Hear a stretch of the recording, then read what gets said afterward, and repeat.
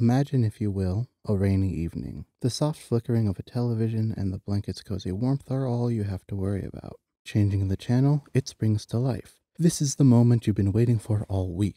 Finally, the new episode is about to begin. Immediately in frame is your favorite character, a crusading crustacean who exists but for one noble purpose: to protect the oceans. Battling corrupt businesses who pollute the seas and snipping the nets of greedy overfishing ships is this crab's mission. But the solitude of this peaceful beach glowing on screen is shattered with a new arrival. After a painfully close clash of claw and fist, the sea's devout protector is reduced to nothing more than gore scattering the sands, floating in the very ocean he lived to protect. How could this happen? Why did he lose? The small child in front of the screen shouts in protest. In truth, he knows the answer all too well. The intruder is Justice Man, the show's main character and hero. Justice Man always wins. It doesn't matter how strong or cunning the monsters are, nor what they fight for. Justice Man always wins. His ideals never fail to come on top. Why do the monsters have to get defeated, run away, or die? It isn't fair. It's not right. For the young boy watching, such brutal unfairness wasn't confined behind a screen. It enshrouded his every waking moment.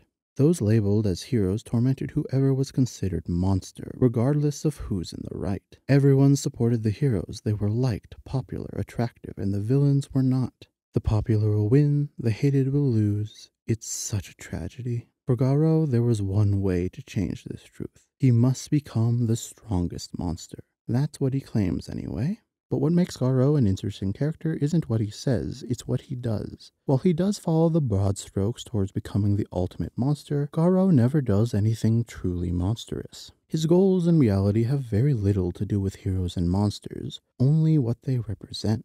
Garou is a difficult character to completely understand because his supposed ideals often don't align with his actions, at least on the surface. What confounds this further is that despite his noble aspirations, he causes people real harm. Garou has no hesitation in attacking humans, inflicting serious injuries while doing so. Broken arms, bashed faces, shattered skulls, his spontaneous sparring sessions aren't victimless crimes. Even with Garou's blatant brutality, it's important to consider the setting. Like almost all action fiction, the world One Punch Man takes place in isn't particularly realistic with human mortality. People easily walk off what should be debilitating or fatal injuries all the time, resulting in everyone he attacks making full recoveries, going off of the conversation with Royal Ripper and Bug God. The main exception to Garou not substantially wounding people is when he rips off Blue Fire's arm. It's hard to say how severe of an injury this is actually because we know limbs can be reattached in canon, but we never get a solid confirmation on what happens to him after this. Most of Garou's human-on-human violence takes place during his hero hunt. While brutalizing heroes and obstructing their ability to defeat monsters isn't exactly a good thing to do, Garou isn't really malicious. Despite his huffing and puffing about being a monster, he isn't on the real monster's side in the slightest. Garou's goal in hunting heroes isn't about harming heroes, it's about growing as a fighter. He aims to use the combat experience to hone his own monstrous techniques. Although, in my opinion, the hero hunt isn't solely about getting stronger. Garou is really just continuing his playground antics in the real world. A central aspect of Garou's character is his childishness. He talks a big game about wanting to become the ultimate monster, but he mostly just wants to play the hero game and win. Garou doesn't spare the people he fights because he's not capable of killing. It's simply not what he's after. What's going on here is Garou hasn't gotten over the perceived injustices of his childhood and is stuck in his grade school philosophies. He doesn't mean to truly harm anybody.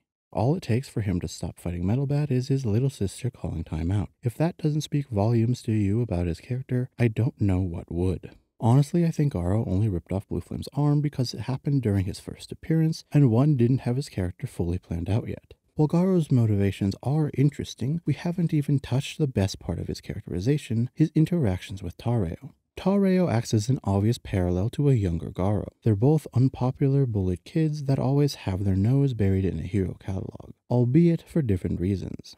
As such, it's unsurprising that they form a quick bond. Garou, of course, disavows any softness towards the boy, but his inherent good nature shines through nonetheless. When Garou learns about Tareo's so-called friends peer pressuring him, Garou teaches him how to stand up for himself. In his own ineloquent ways, but he tries.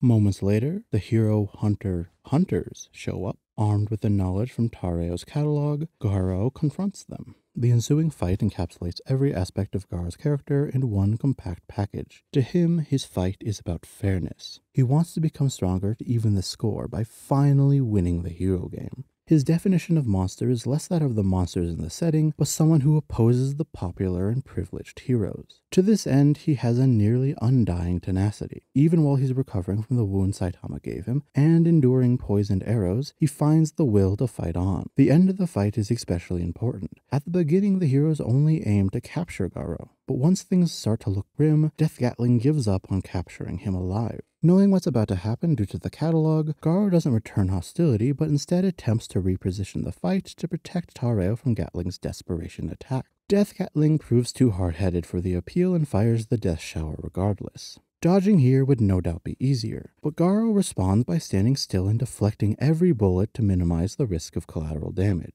Garou calls himself a monster, but what kind of monster would waste energy protecting a kid they just met? Pinning down exactly what monster means to him is impossible because he constantly contradicts himself. He claims that he wants to spread true terror, yet when he actually scares someone, he freezes in shock. His reaction is brief, however. Immediately after, Genos, Bang, and Bomb arrive. In his current state, Garou has no chance of defeating 3 S-level opponents. He puts up a valiant effort, but in the end only eludes capture with the timely intervention of Phoenix Man and Elder Centipede. Once saved by the Monster Association, Garou's monster persona gets put to the test. The head of a hero.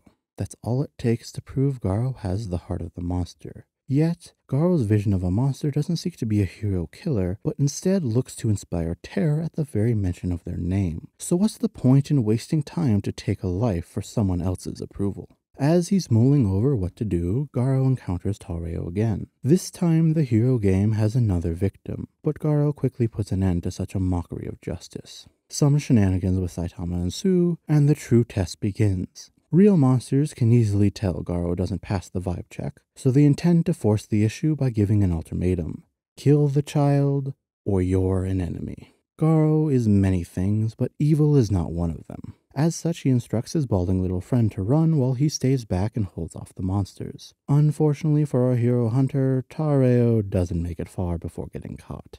The revelation causes Garou to drop his guard, losing the fight and resulting in the child's imprisonment within the Monster Association's base, where Royal Ripper intends to have his fun with the boy. Sometime later, Uncle wakes up. Among his first thoughts is concern for the child and speculation on what's become of him. Garou is a master of deluding himself, so he pretends not to care. Like the apathetic old man he is, he proceeds to head straight into the depths of the association's headquarters. We're not beating the dad allegations with this one. During Tareo's hour of need, his favorite uncle bursts through the wall to remorselessly dismember anyone who would dare kidnap his boy. Garou's issue with killing humans isn't the killing, it's the human part. Tareo's tsundere uncle then does his best to escort the boy away from harm, all the while acting as if it wasn't the reason he was there in the first place. He inevitably fails to get Tareo to the surface, but he prevents his recapture. The world's strongest man can take it from here. Not too much substantial happens with Garou in the monster base after this, so we'll skim past it. He almost dies a bunch of times and starts to break his limiter. What does matter are these panels we get right at the end, where we get the clearest view of what Garou hopes to achieve with his ultimate monster stick.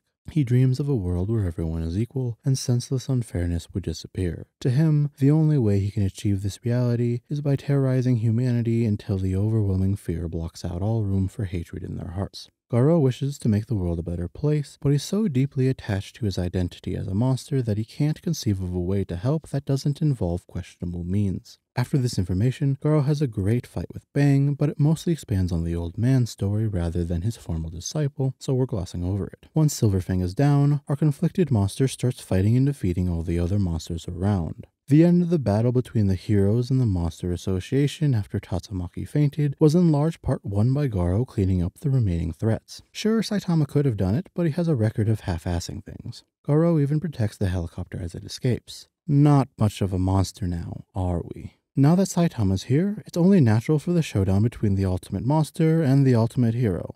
It feels wrong calling him that. And the strongest hero adjacent guy?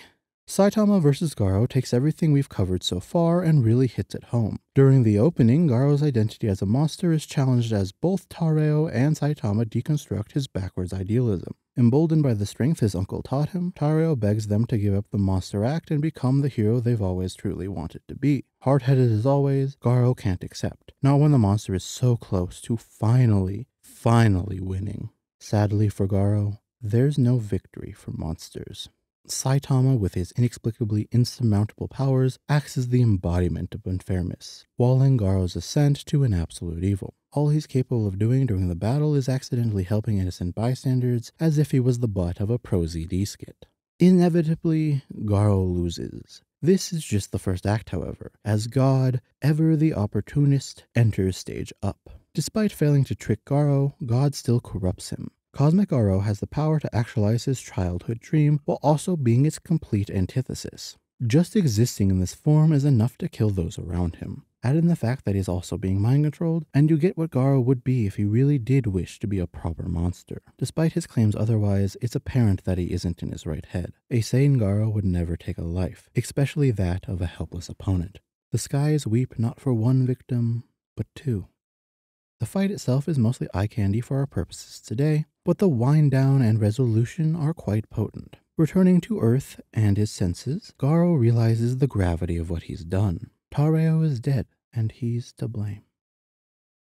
While some people absolutely hate what happens next, it's at least a good story beat for Garou's character development. The only way to fix this grim reality is to go back and prevent it. To accomplish this, Garou sacrifices his life to teach Saitama some of God's power. This ultimate technique allows Saitama to travel back in time and defeat Cosmic Garou before he can cause any harm. The last we see of original Timeline Garou is him fading out, glad to see his only friend is safe. Taro returns the favor by protecting his uncle from the infuriated heroes, but Sweet Mask isn't hearing it, pushing King to step in and save the day, as always. Second Timeline Garou is let off under the condition that he must pay reparations and do community service to atone. We're basically up to date now. Looking forward, I don't see Garou being a major player, at least not for a while. He's been sent back quite far in terms of power level going to his pre-monsterization state, and has his hands full with being a forced Good Samaritan. Additionally, he just had an arc that lasted for over 100 chapters, so putting him on the back burner is a needed break.